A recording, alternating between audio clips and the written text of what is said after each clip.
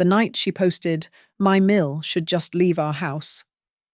I packed my things in silence, taking with me the one thing she didn't know I had control of the deed. By morning, the for sale sign stood in our front yard. Her phone exploded with notifications, and my daughter-in-law cried through the entire night, suddenly seeing her future crumble. This is a story about calculated silence, a forgotten contract, and the price of turning a 58-year-old mother into an unwanted guest in her own property.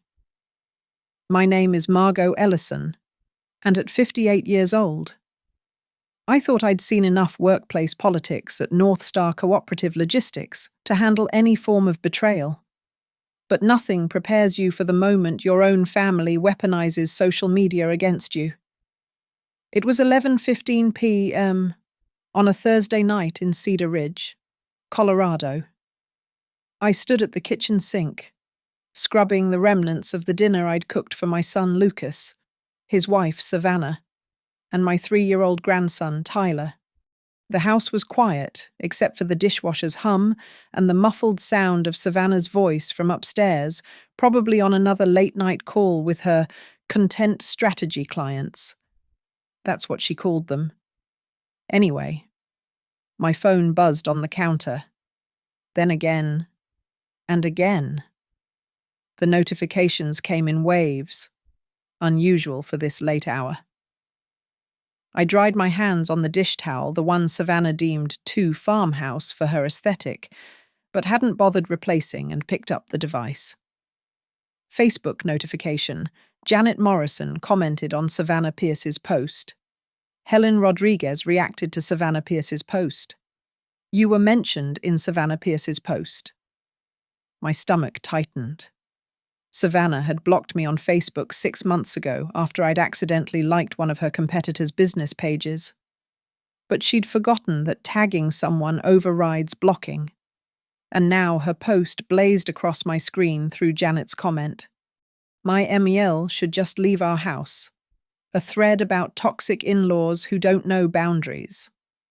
The video thumbnail showed Savannah in her ring light setup, tissues in hand. I clicked play against my better judgment. "Hey, beautiful souls," she began, her voice catching dramatically. "Tonight, I need to be real with you about something that's destroying my marriage and my mental health. My mother-in-law."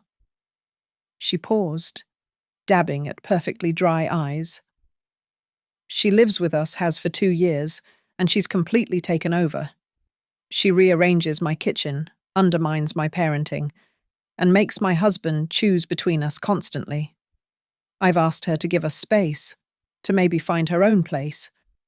But she refuses. She acts like this is her house." The comments were already flooding in. Former co-workers from North Star, neighbors from 3 streets over, even parents from Tyler's preschool, all watching my daughter-in-law paint me as an overbearing burden. She went on for 12 minutes, describing how I controlled everything, how I made her feel like a guest, how she couldn't even decorate without my judgment. Lucas appeared in the kitchen doorway, his face pale. "Mum, you knew." My voice came out steadier than I felt. He rubbed his neck, that same gesture from when he was 8, and broke my grandmother's vase. "She said she needed to vent to her followers. I didn't think." 23,000 followers, Lucas, including everyone in Cedar Ridge with an internet connection. "I'll talk to her. Make her take it down." I watched him shuffle toward the stairs, shoulders slumped in that defeated way that had become his default posture since marrying Savannah. He wouldn't confront her. We both knew it. I turned back to my phone. The post had over 400 reactions and climbing. Comments ranged from sympathy for Savannah to outright attacks on my character. Someone suggested I probably had dementia. Another offered Savannah the number for elder abuse services, just in case things escalate, hun. My hands trembled as I walked to the small office I'd converted from the pantry, the only space in this house Savannah hadn't claimed for her brand development. I kept the important documents in a fireproof safe behind boxes of Lucas's childhood photos. The combination was my late husband Robert's birthday, a date Savannah never bothered to learn. Inside lay the Ellison Family Living Trust, 32 pages of legal language that Savannah had never read. Lucas had signed it without question, trusting his mother. The house, this 3-bedroom colonial that Savannah posted about constantly, calling it our little slice of heaven, was held in trust. I was the trustee. Lucas was merely a beneficiary with occupancy rights. Page 18. Section 9b. Beneficiary's right to occupy trust property is contingent upon maintaining respectful family relations and contributing to property expenses. Any act of public defamation, harassment, or violation of trustee's dignity may result in immediate termination of occupancy rights and initiation of property sale. Robert had insisted on that clause. Families should treat each other with respect. Margot, he'd said, if they can't manage that, they don't deserve the roof we worked for. I photographed every page with my phone, then opened my laptop. The email to Avery Cole, our trust attorney, was brief. Please review Section 9b of the Ellison Family Living Trust. I believe the conditions for enforcement have been met. I need to know my options. From upstairs, I heard Savannah's triumphant voice. Oh my God, you guys, we're already trending in Cedar Ridge. The support means everything. I closed the safe, turned off the light, and stood in the darkness for a moment. She wanted me gone. She was about to learn what leaving really meant. 2 years. That's how long I'd been living under Savannah's increasingly hostile regime. It started small suggestions about updating the kitchen curtains, complaints about my morning coffee routine being too loud for her beauty sleep until 7:30 SM. But like a Colorado wildfire, her demands spread until they consumed every corner of what was once my sanctuary. I'd moved in after Robert's sudden passing from a heart attack. Lucas had begged me, Mum, we need you here. Tyler needs his grandmother. And honestly, we could use help with the mortgage. What he didn't say, but I understood, was that Savannah's freelance influence marketing barely covered her designer purchases, let alone household expenses. The financial arrangement was simple, or so I thought. I covered 60% of the utilities, bought all the groceries, and paid for Tyler's preschool. In exchange, I had a bedroom, access to common areas, and time with my grandson. But Savannah had other interpretations. Margot, sweetie, she'd said 3 months in, her voice dripping with artificial sweetener. I'm restructuring the kitchen for my cooking videos. Your dishes, the ones with the blue flowers, they're not really on brand. Could you store them in the basement?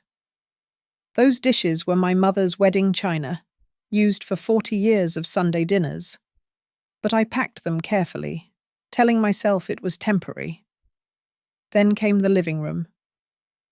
It needs to be camera ready at all times, Savannah announced, installing ring lights where Robert's reading lamp had stood. My photographs were relocated to the hallway, then the garage.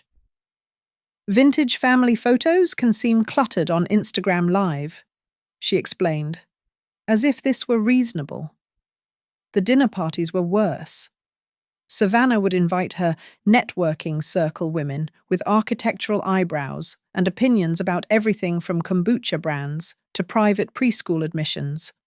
I'd cook for these events, at Savannah's request, but was expected to disappear before the guests arrived. You understand?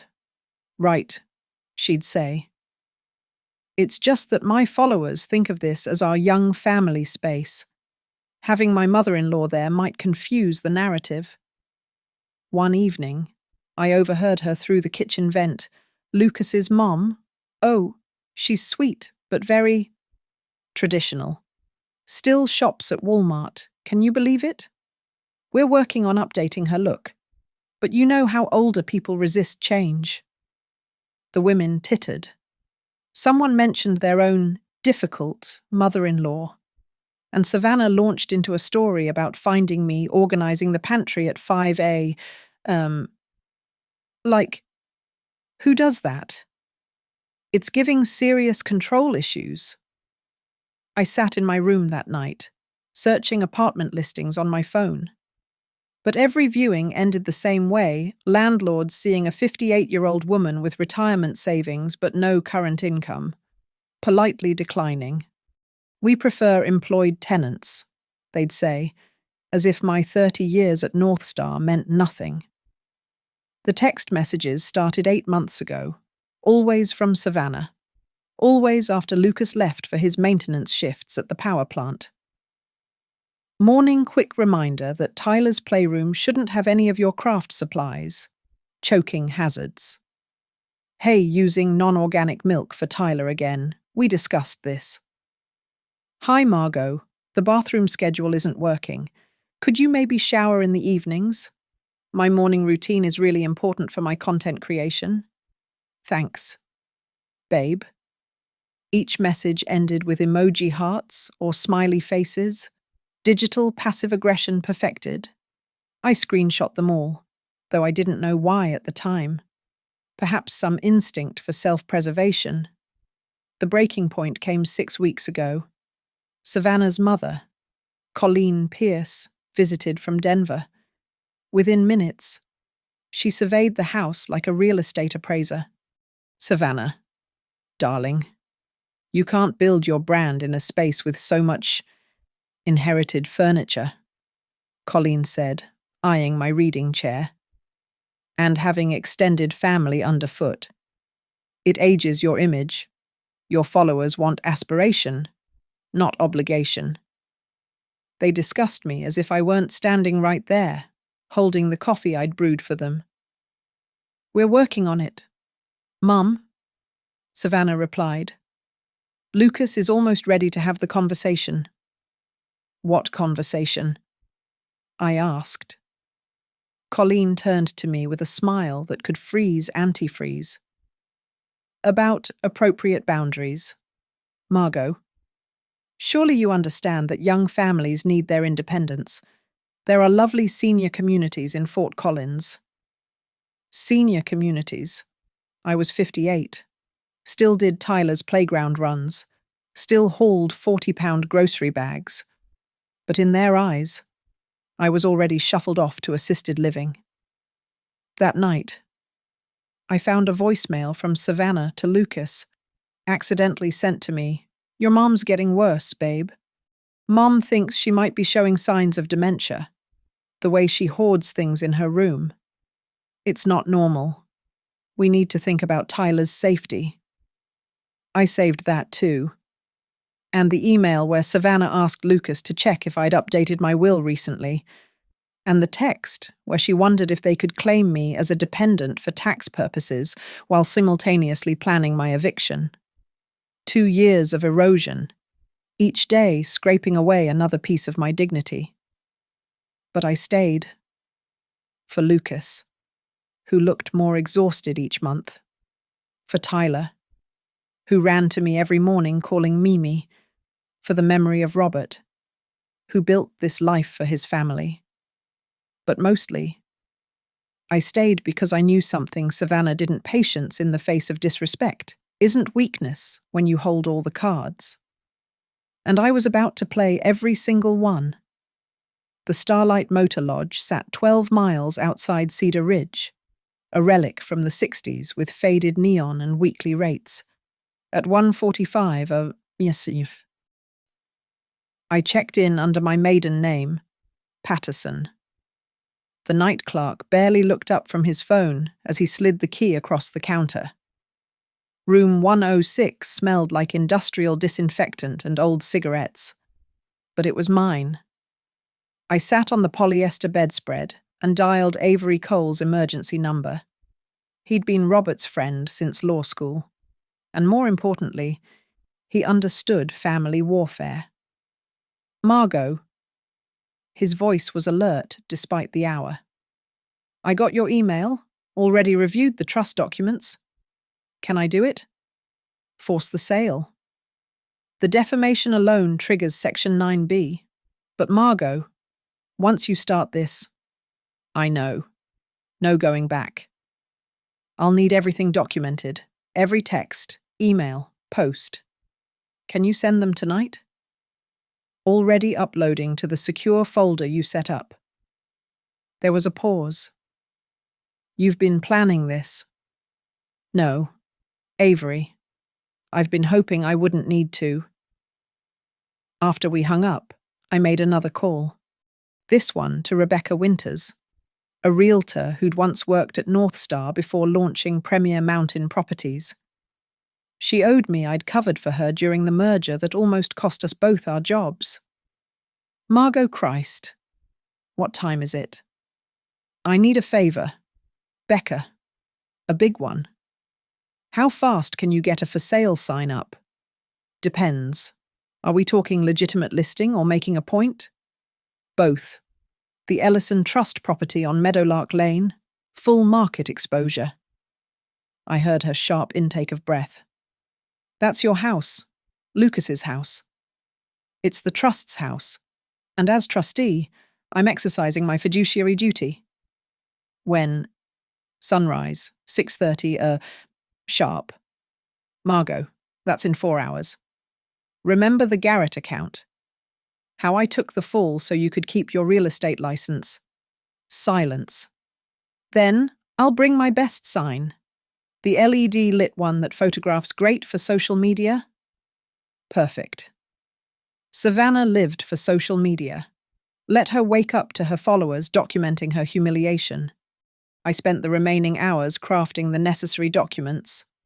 The notice of trust sale, citing Section 9B violations. The cease and desist letter for defamatory content. The formal eviction notice giving Lucas and Savannah 30 days to vacate or purchase the property at market value currently assessed at $480,000, well beyond their means. At 5 I drove back to Meadowlark Lane and parked 3 houses down. The neighborhood was still dark, peaceful. Through the bay window, I could see the kitchen I'd renovated with Robert, the living room where Lucas took his first steps, every memory twisted now with Savannah's poison. Becca arrived at 6:25 a.m. in her company van, accompanied by 2 assistants.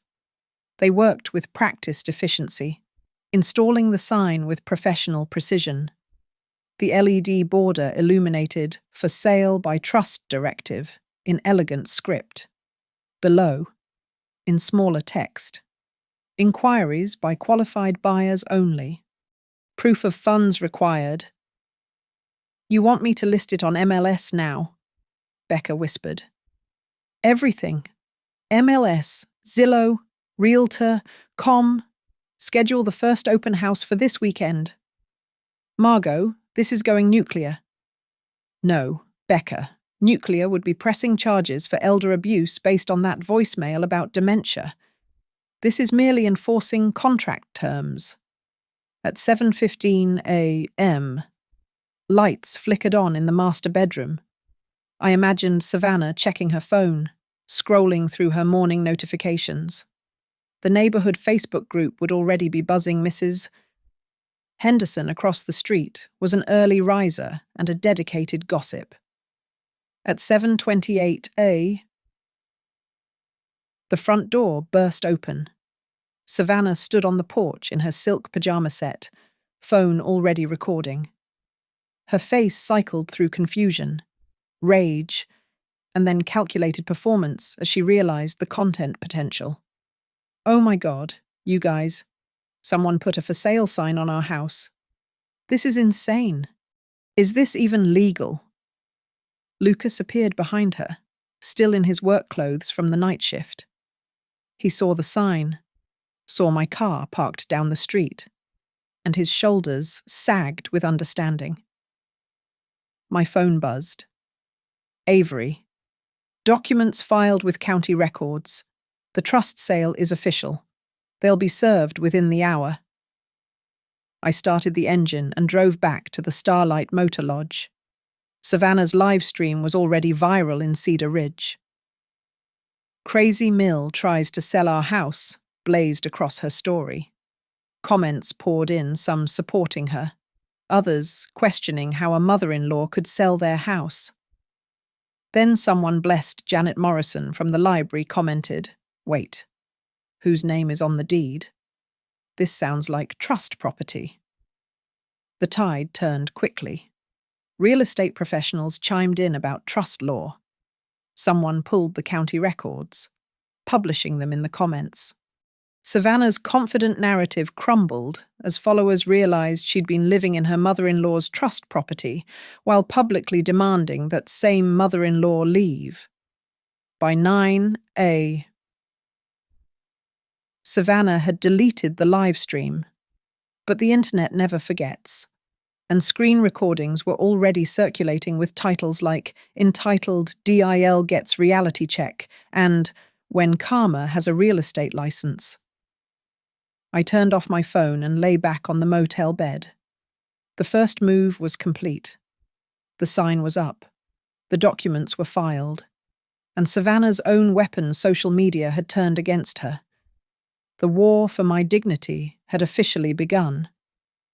The utility companies processed my cancellation requests with bureaucratic efficiency. By Monday morning, the gas, electric, and water accounts I'd been paying 60% of were terminated. The house insurance policy, which I'd maintained since Robert's death, would lapse at midnight. The premium notices would go directly to Lucas and Savannah, along with the $4,200 annual bill they'd never known existed. From my motel room, I watched Savannah's Instagram stories unravel in real time. Getting ready for my big brand meeting, she chirped at 8 a.m., applying highlighter in her ring light setup. By 10:30 a.m., she was panic posting, "OMG, you guys, our power just went out" during my Zoom pitch. The meeting with Nourish Glow, a wellness company offering her a $25,000 sponsorship, ended abruptly when her backup ring light's battery died. Her follow-up email, sent from her phone, went unanswered. I knew because she screenshot it on her story with the caption, "Professional sabotage is real." Tyler's daycare situation imploded next. For 2 years, I'd done every pickup and drop-off, working around Savannah's content creation schedule. The preschool director, Mrs. Nakamura, called me Tuesday morning. "Mrs. Ellison, are you coming for Tyler? It's past 10 a.m. and he's the only child left from the morning session. I'm no longer available for childcare duties. Mrs. Nakamura, you'll need to contact his parents. But you're listed as the primary. Not anymore. Please update your records." Savannah arrived at 12:45 p.m., having missed another client call. The late pickup fee was $75. She Venmo requested me immediately with the note, "Your responsibility since you confused them." I declined the request and blocked her on the app. Wednesday brought the insurance crisis. Without my backing, they needed to secure their own policy. But insurance companies, it turns out, don't look favorably on applicants with 6 missed mortgage payments in the past year. Information I'd quietly covered to protect Lucas's credit. Now, with the trust sale pending, those hidden debts surfaced like corpses in spring thaw. $800 a month. Lucas's voice carried through the phone when he called me Wednesday night. Mum, the quote they gave us is $800 a month for basic coverage. That sounds like a them problem. Lucas. Mum, please. Savannah's losing contracts. She can't work from home without reliable utilities, and we couldn't afford. Past tense. You haven't been affording anything for 2 years. I have. That's not fair. Fair, I laughed, but it came out sharp. Was it fair when your wife told 23,000 people I had dementia when she called me a burden while I was cooking her dinner and raising her son? Silence. Then, she didn't mean. She meant every word, Lucas, and now she can mean it while paying her own bills. Thursday at 2 p.m., Colleen Pierce arrived like a storm system from Denver. I watched from my car as she swept into the house, her Mercedes SUV parked crooked in the driveway. Within an hour, my phone exploded with calls from a blocked number. The voicemail she left was a masterpiece of entitled rage.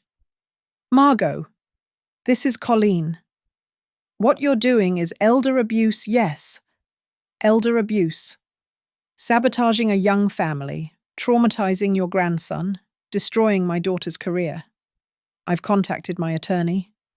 We're going to bury you in litigation. You'll be living in a cardboard box when we're done with you. Call me back immediately. Or, I forwarded the voicemail to Avery with a simple note. Please add this to the harassment file. He responded within minutes. This is actually perfect.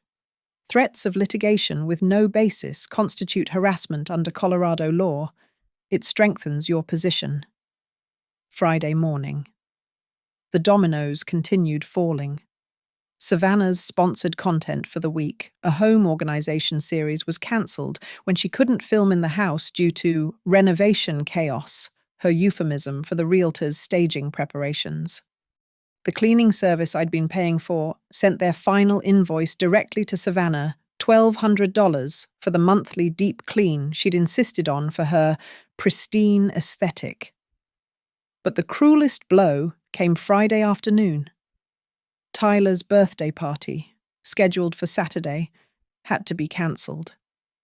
The bounce house company required payment upfront money Savannah assumed would come from my account as always. The deposit was non-refundable. She'd already invited 30 families, promised custom party favors, hired a photographer to capture organic moments for her mommy blog pivot. You're punishing a 3-year-old, she screamed through Lucas's phone when he called me that evening. What kind of grandmother does this? The kind who won't subsidize her abuser anymore, I replied calmly. Tyler's birthday is in 3 weeks. This party was for your content calendar, not for him. You vindictive. Careful, Savannah. Avery is recording these calls now. Every threat adds to the harassment claim. She hung up. 20 minutes later, she posted a story about toxic family members who weaponize money and grandparents who don't deserve access to precious grandchildren. The comments weren't sympathetic. Someone had leaked the trust documents to a Reddit legal advice forum, and the consensus was brutal. She publicly humiliated the woman paying her bills and is shocked there are consequences. By Friday night, Savannah had lost 2 more brand partnerships, received a warning from the property management company about the insurance lapse, and discovered that the joint credit card I'd been paying was frozen. The available credit, which she'd been using for her investment purchases, vanished. From my motel room, I opened my laptop and reviewed the spreadsheet I'd been maintaining. 2 years of financial support totaling $93,000. Not loans, not investments. Just money poured into the black hole of Savannah's gratitude. The phone buzzed. Lucas again. Mom, we need to talk. Without lawyers. Please. Tomorrow. I agreed. 10 at the house. Bring Savannah. And Lucas. Start practicing the word sorry. You'll be needing it. The conference room at Avery Cole's law firm smelled of leather and old money. I arrived at 9:45 a. Giving myself time to review the documents spread across the mahogany table. Trust papers, bank statements, screenshots of Savannah's posts, transcripts of voicemails, 2 years of evidence arranged like weapons for war. Lucas arrived first, alone. His face had aged years in a week, stubble uneven, work uniform wrinkled. Savannah's coming with her mother, he said quietly. Mum, can we just... No side conversations, Lucas. Everything goes through Avery now. Avery entered, followed by his paralegal carrying more files. He'd dressed for intimidation, 3-piece suit, gold watch, the full senior partner treatment. Mrs. Ellison's interests are my only concern today, he announced to the room. At 10:15 a. Savannah burst through the door with Colleen in tow. They'd coordinated outfits, power blazers, and statement jewelry, looking like they'd stepped from a lifestyle blog about boss women fighting injustice. Savannah's eyes were red-rimmed but defiant. Colleen radiated fury. This is kidnapping, Colleen announced before sitting, holding a house hostage. Mrs. Pierce, Avery interrupted smoothly. Are you here as legal representation? Because if not, I'll need you to remain silent or leave. I'm here as a witness to elder abuse. Interesting. Avery opened a folder. Because I have here a voicemail from you threatening my client with, quote, living in a cardboard box. That's actual abuse, not the imaginary kind. Colleen's mouth snapped shut. Avery continued, spreading papers across the table. Let's review facts. The property at Meadowlark Lane is held in the Ellison Family Living Trust. Mrs. Margot Ellison is the sole trustee with full discretionary powers. Mr. Lucas Ellison is a beneficiary with conditional occupancy rights. Mrs. Savannah Pierce Ellison has no legal standing regarding this property. But we live there, Savannah protested. We've made it our home. You've been permitted to live there, Avery corrected. That permission was contingent upon Section 9B maintaining respectful family relations.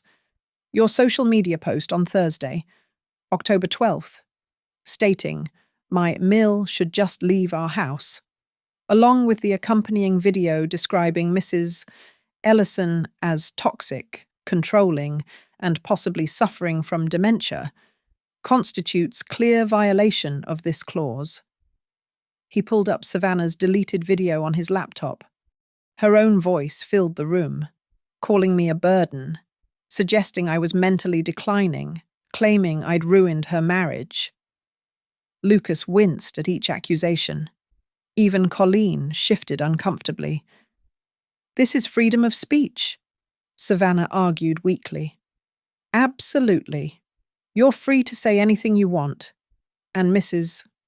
Ellison is free to enforce the legal consequences outlined in the binding agreement your husband signed. I never saw that agreement. Savannah turned to Lucas. You never showed me. You never asked, Lucas said quietly. You just assumed everything was ours. Avery cleared his throat. Mrs. Ellison has prepared 2 options. Option 1. The house is sold immediately, after outstanding debts are paid, including the $93,000 Mrs. Ellison has contributed over 2 years. Remaining proceeds go into trust for Tyler's education. Mr. and Mrs. Pierce Ellison receive 30 days to vacate. That's our son's money, Savannah shrieked. Money you haven't contributed to? Avery noted. Option 2, Mrs. Ellison maintains ownership, but allows continued residence under strict conditions. He slid a document across the table. Public written apology to be posted on all social media platforms and maintained for 12 months. Deletion of all defamatory content. Mandatory family counseling 10 sessions minimum. Mrs. Pierce Ellison signs an addendum acknowledging she has no ownership claim and agreeing to respectful conduct. Any violation triggers immediate sale. This is extortion, Colleen hissed. This is contract law. Avery replied.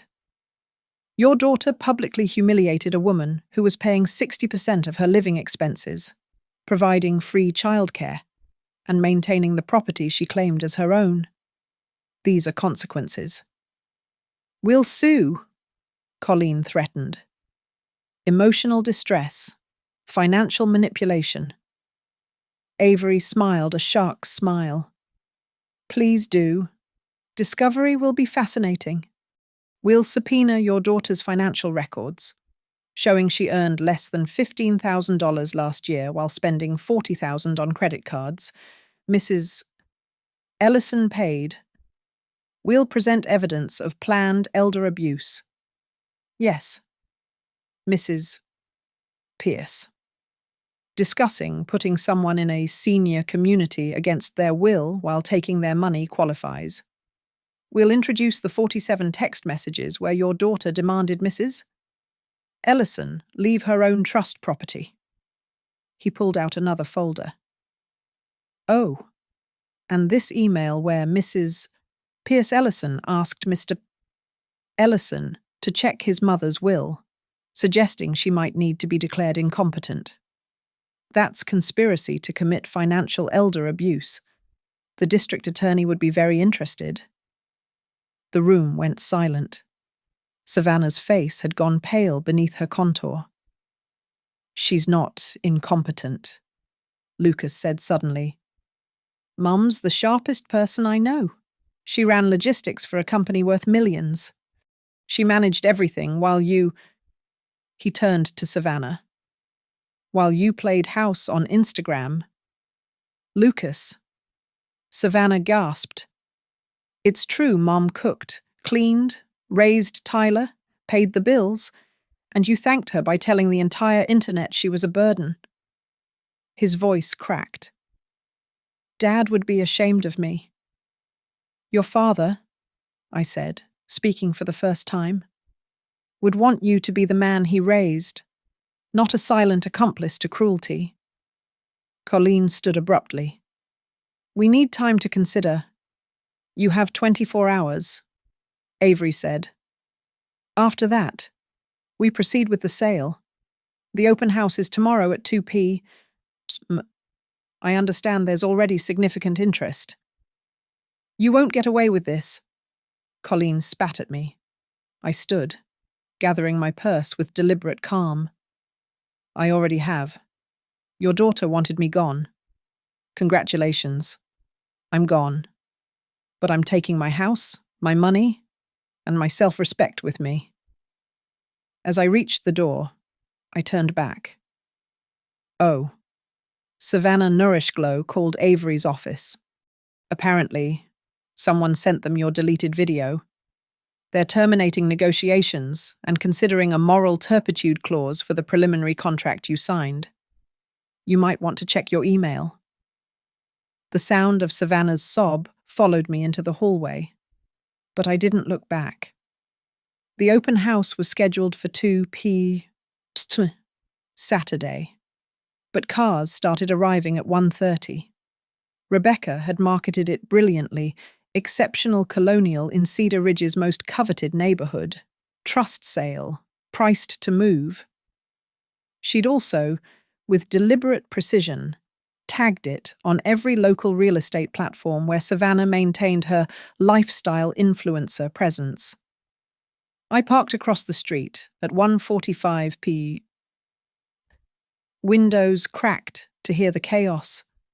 Savannah's BMW was in the driveway, blocked in by potential buyers. Through the living room window, I could see her frantically shoving ring lights and camera equipment into closets, while Rebecca's team redirected foot traffic. "Ma'am, please clear the staging area," one of Rebecca's assistants said firmly, as Savannah tried to protect her content creation studio, formerly the dining room. "This is my workspace," Savannah protested, her voice carrying through the open front door. "This is a bedroom according to the listing," the assistant replied. "It needs to be shown as such." At 2:10 p. Savannah went live on Instagram, phone held high for the most flattering angle despite her obvious distress. "Hey, beautiful souls. I need to share something really vulnerable right now. We're being forced to show our home to strangers because of a family member's vindictiveness. This is our sacred space, where we're raising our son, and now people are literally touring it like it's for sale." A woman behind her, clearly visible in frame, said loudly, "It is for sale. That's why we're here." The live stream abruptly ended. By 2:30 p. The house was packed. Rebecca had scheduled overlapping tours to create urgency, a technique she'd perfected. Potential buyers wandered through rooms where Savannah had staged her perfect life, now seeing behind the curtain. Her office studio was revealed as a cramped bedroom with damaged walls from constantly moving ring lights. The chef's kitchen, she praised in sponsored posts, still bore my mother's worn recipes taped inside cabinets. The disaster peaked at 3:15 p. Savannah, attempting to salvage content, set up in the master bedroom for a "Get Ready With Me During Crisis" video. She didn't realize Rebecca had just escorted the Weatherford family old money from Denver looking for a mountain property upstairs. "Is that woman having a breakdown?" Mrs. Weatherford asked, watching Savannah sob into her ring light while applying mascara. "The current occupants are motivated to transition quickly," Rebecca replied diplomatically. "How much would they need to be out by end of month?" Mr. Weatherford pulled out his phone, presumably checking finances. "I believe that could be arranged." Savannah heard this and exploded from the bedroom. "You can't sell our house. This is illegal. I'm calling the police." "Ma'am," Rebecca said calmly, pulling out her tablet. "The trust documents are public record. Would you like to review them?" "I don't care about documents. This is our home." Mrs. Weatherford stepped back, horrified. "Perhaps we should return later." "No need," Rebecca assured her. "The trustee has full authority. The current occupants are month-to-month tenants as of yesterday." The Weatherfords exchanged glances. "We'll offer $470 cash," Mr. Weatherford said. "Closing in 2 weeks. The tenants need to be gone." Savannah's scream could probably be heard in Denver. By 4 p.m., Rebecca had 3 offers, all cash, all above asking. The house had become Cedar Ridge's drama of the week, and nothing sold real estate like scandal. Savannah's meltdown videos had gone locally viral, tagged with "open house disaster" and each entitled "Influencer Meltdown." The final blow came at 4:30 p. Savannah discovered her carefully curated Instagram feed was hemorrhaging followers. Someone I suspected Janet Morrison's tech-savvy daughter had created a compilation video, Savannah's original Toxic Mill post, followed by the trust documents, followed by her open house meltdown, ending with a screenshot of her LinkedIn, claiming to be a successful entrepreneur and property investor. The comments were brutal. She really thought she owned a house that wasn't hers. Imagine being so entitled you bully the person paying your bills. This is why I have trust issues with influencers. That poor Mill, paying everything while being called toxic online. Brands started distancing themselves. Nourish Glow posted a statement about values alignment. The local boutique where Savannah was supposed to host a style workshop next month quietly removed the event from their calendar. Her carefully built boss babe image crumbled in real time. Lucas arrived home from his shift at 5 p.m. to find Savannah surrounded by boxes, crying while rage-packing her ring lights. Colleen was on speakerphone, threatening lawsuits against everyone from Rebecca to Instagram itself. "We're ruined," Savannah wailed. "My brand, my partnerships, everything. Your mother destroyed my life." "No," Lucas said quietly. I could hear him through the window I'd cracked open. "You destroyed it when you decided to humiliate the person helping us most? You're taking her side. There shouldn't be sides. Sav. She's my mother. She was here, helping us, loving Tyler. And you treated her like garbage for content. It was just venting. Everyone does it. Everyone doesn't do it to someone paying their bills. Everyone doesn't call someone toxic while taking their money. Everyone doesn't." He stopped. "I found your spreadsheet, the one where you calculated Mom's life insurance and pension values." Silence. "You were planning this, making her miserable so she'd leave, but keeping her money flowing. That's not venting. That's abuse." Through the window, I saw Savannah stand, mascara streaking her cheeks. "I'm taking Tyler to my mother's. When I get back, I expect you to have chosen a side." She grabbed Tyler, who was crying in confusion, and stormed out. Her exit would have been more dramatic if she hadn't had to wait for 3 more potential buyers to move their cars. At 6 p.m., Rebecca texted me, "Weatherford's increased their offer to $490. They want it bad. Says it has authentic character despite recent unfortunate modifications." I smiled. Those modifications, Savannah's ring light mounting holes, the painted-over vintage wallpaper, the influencer grey she'd slapped on every surface, would cost thousands to undo. But the Weatherfords saw what I'd always known. Beneath Savannah's shallow improvements lay solid bones, good structure, real worth. Just like the woman she'd tried to discard. The knock came at 11:45 p.m. Soft at first, then desperate. Through the peephole of my motel room door, I saw Savannah designer blazer wrinkled, makeup destroyed, holding Tyler's diaper bag like a lifeline.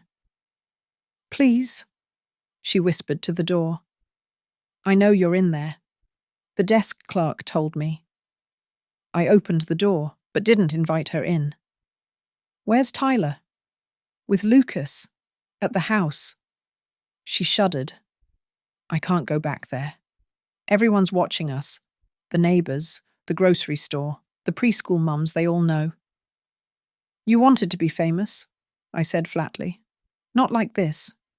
The tears started again, but these seemed real. No ring light to catch them, no audience to perform for. Can I come in, just for a minute?" I stepped aside. She entered the dated motel room and seemed to shrink. This woman who'd commanded such presence in my home. She sat on the chair by the window, staring at the parking lot's flickering neon. "My mother says I should divorce Lucas," she began. "Take Tyler. File for alimony. Claim abandonment because he won't leave the house with me. That's Colleen's solution to everything. Cut and run. She's never been wrong before.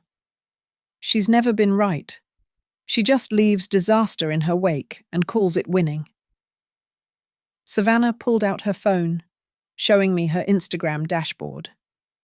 43,000 followers yesterday, 12,000 tonight. The brand deal's gone. Even the small ones. Even the MLM companies won't touch me." She laughed bitterly. "You know it's bad when the pyramid schemes reject you. You did this to yourself." "I know." The admission seemed to physically hurt her.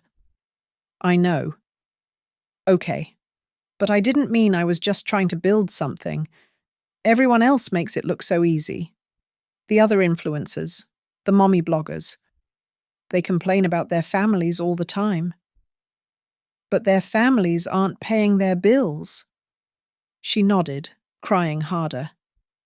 The Nourish Glow deal would have changed everything. $25,000. We could have caught up on the mortgage, paid off the credit cards. I could have finally contributed. You could have contributed by being kind, by being grateful, by treating me like family instead of content.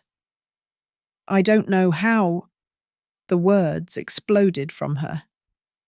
My mother taught me to leverage everything, monetize everything. She's been packaging our family drama since I was 12. School problems, friend breakups. My dad leaving all of it became Facebook posts and blog entries. She said vulnerability sells. I studied her, really looked at her for the first time in months.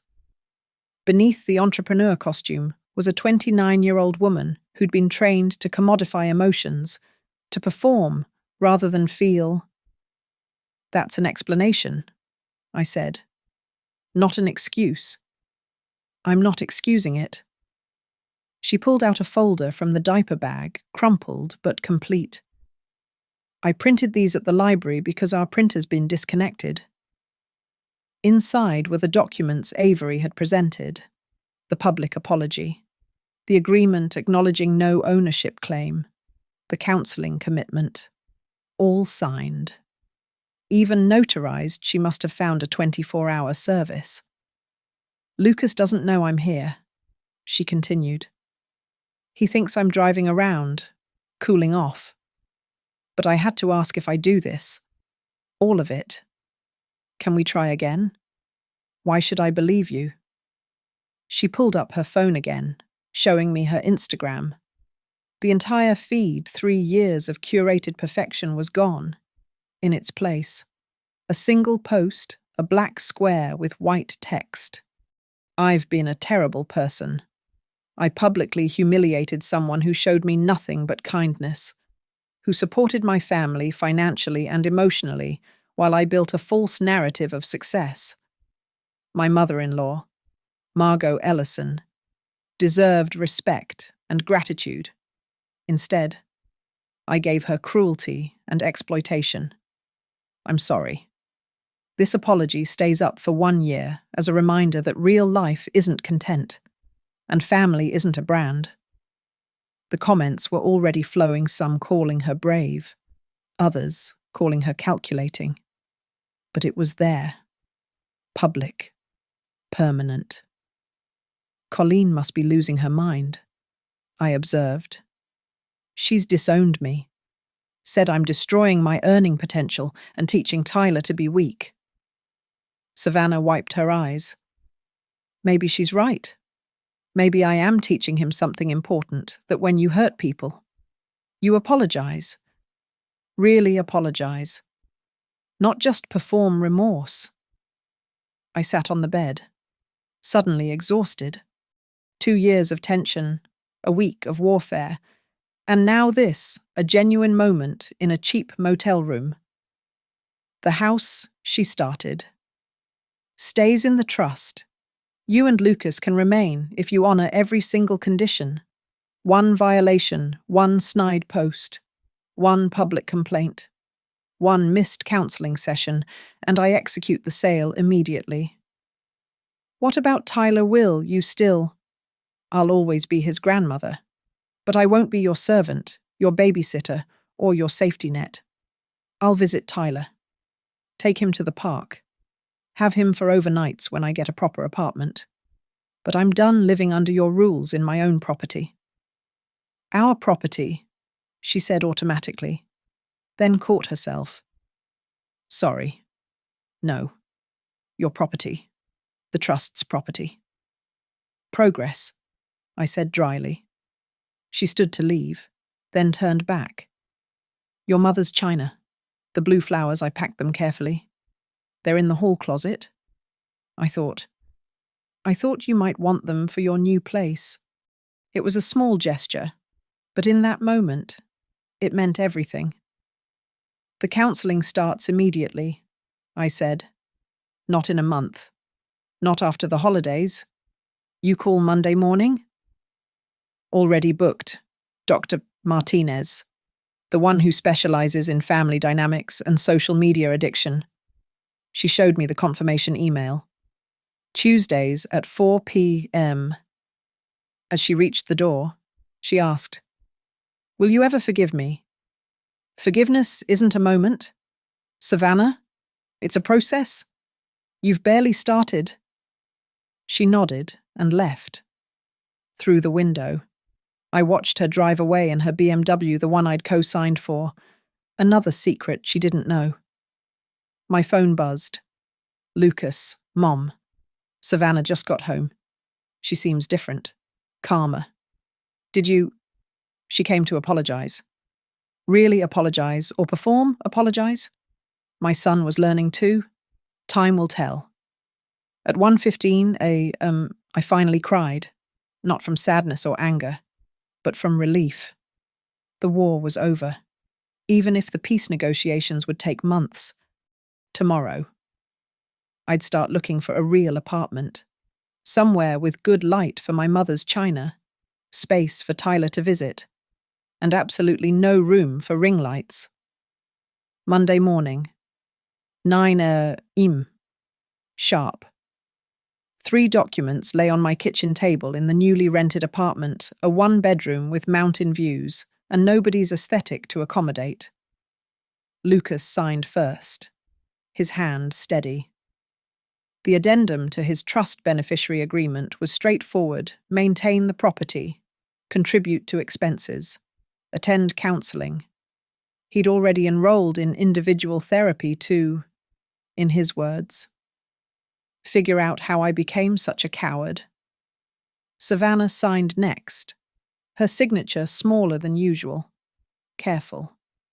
The acknowledgement of non-ownership, the behavioural agreement, the counselling commitment, each initial deliberate, witnessed by Avery's paralegal who'd driven over specifically for this moment. There's one more, Avery said, pulling out a final document. The utility and insurance transfer. Mrs. Ellison will no longer be financially responsible for any household expenses beyond the trust's property tax obligation. Savannah's hand trembled slightly. The bills came Friday. $800 for insurance, $400 for utilities, the mortgage. She stopped. We'll manage. You'll have to, I said simply. The doorbell rang at 9:30 a.m. Colleen, uninvited and unwelcome. She stood on my doorstep in full war paint, designer sunglasses despite the cloudy morning, holding what looked like legal papers. Margot. She spat my name like profanity. I have here a cease and desist from my attorney. I held up my phone. Already recording. Mrs. Pierce, you're on private property. Please leave. You've destroyed my daughter's future, her earning potential. Your daughter destroyed her own reputation by publicly lying about and humiliating someone who was supporting her family. This conversation is over. You think you've won. Colleen stepped closer, her voice dropping to a hiss. I'll make sure everyone knows what kind of mother you really are. Abandoning your son, traumatizing your grandson. Mrs. Pierce. Avery's voice came from behind me. He'd been waiting in the living room. Everything you just said constitutes defamation and harassment. Mrs. Ellison's actions are legally protected trust administration. Your threats, however, are actionable. Would you like to continue? Colleen's face went white beneath her bronzer. She turned to Savannah, who'd come to the door. You're really going to let them do this to us? There is no us in this. Mum, Savannah said quietly. This is my marriage, my mistake to fix. You're weak, just like your father. Leave. Savannah's voice was firm. Now. Colleen left, but not before announcing loud enough for the neighbours to hear that we'd all regret crossing her. The cease and desist she'd brought turned out to be a template she'd printed from the internet, not even properly filled out. At 10:15 a.m., the bank notification came through mortgage payment received from Lucas and Savannah's account. It must have taken most of Lucas's paycheck and whatever Savannah had saved. But it was there. On time. In full. Dr. Martinez called at noon to confirm the family counseling schedule. I've reviewed the intake forms, she said. This is a complex situation, but not irreparable. The fact that everyone's willing to participate is encouraging. The first session was brutal. Savannah had to confront her learned patterns of commodification. Lucas faced his enabling through silence. I dealt with my own tendency to give until depletion, then explode. Tyler played with blocks in the corner, occasionally looking up when voices got tight.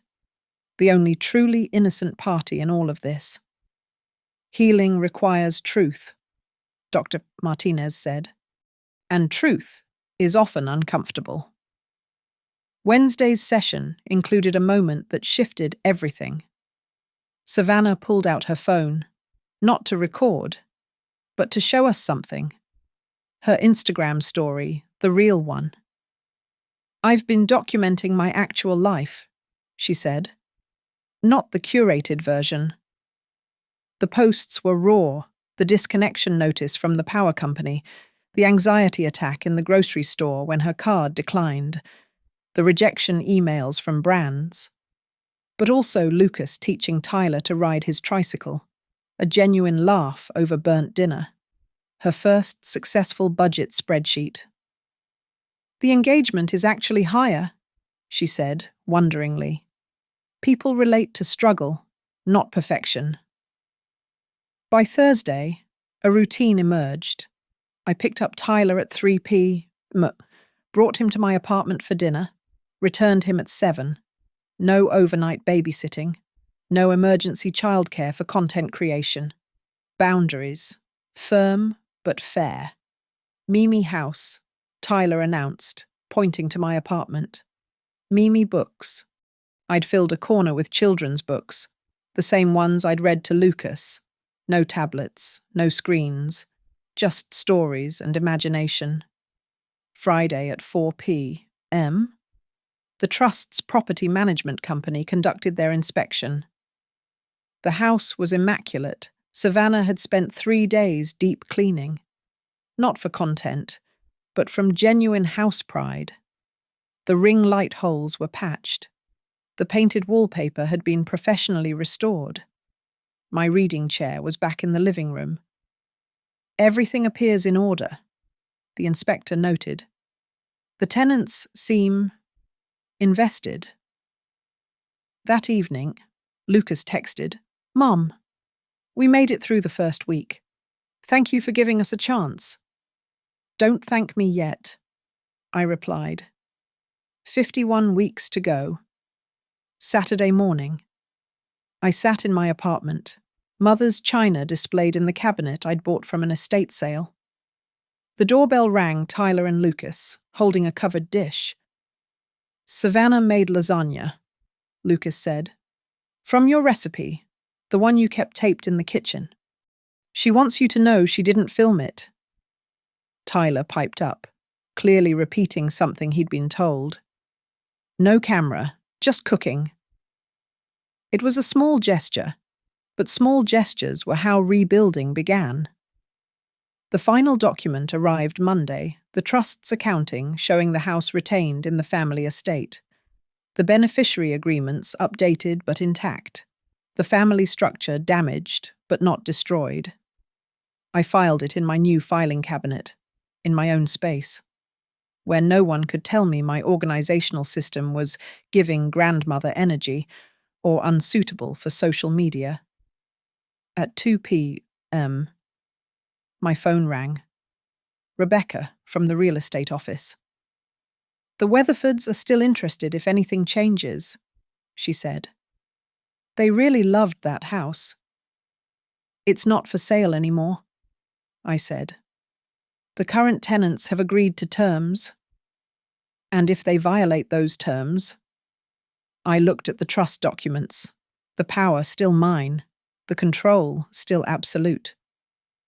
"Then I have your number."